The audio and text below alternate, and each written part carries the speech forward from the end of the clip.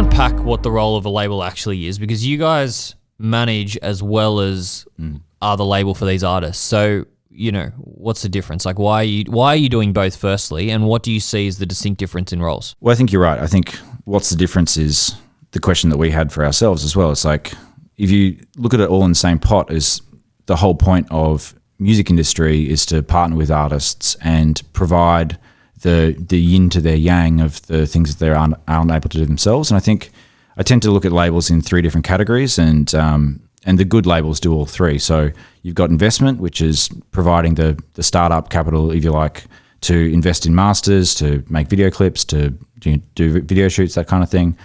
You've got the creative expertise or the marketing expertise or industry expertise, which is another big part of it. You might sign to a label because they've done big things before and they've got a great team and they've got a great marketing team.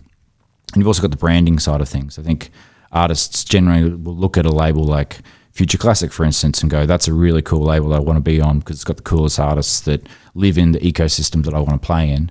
And if we can set up a value proposition for a new artist and say, we can provide that startup capital, we've got the expertise, and it's a cool place for you to tell your friends you signed to this label, then I think that's the type of offering that we'll take to market. Is there a conflict of interest between managing an artist and also signing them to the label? Yeah, I can see that argument.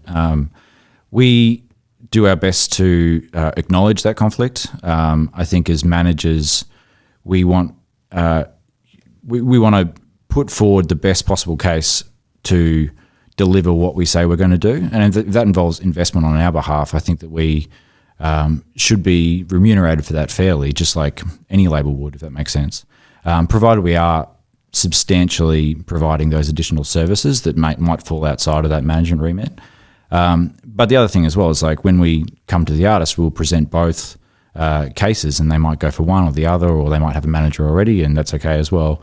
What I don't want to have happen is for us to pick up an artist and their manager is just one of their friends or someone who doesn't really know how to navigate the space at that early stage of their career, and for that to detrimentally impact on the artist's future and therefore our investment. So if we've got a capable team that's a big team, or relatively speaking, with management companies, I think we can make that offering and at the same time make a case for investing in the masters as well. So if you had an artist come to you with a manager and they were a very skilled manager, you would have no problem signing them to the label? Oh, that'd be a massive advantage. Yeah, absolutely. Cool. And does that mean you'd walk away from an artist if you weren't confident in the manager that they had?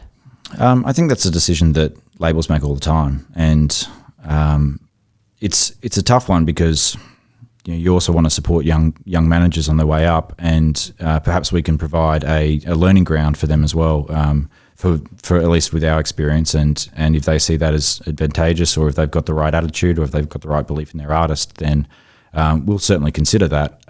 But at the same time, we've seen the other side of the coin as well quite a lot, being artists in that early stage of the career potentially held back by managers that are just chucking on a suit jacket trying to look cool and sign a deal for as much money as they can get, and with no real plan to follow it up and actually execute what they say they're going to do.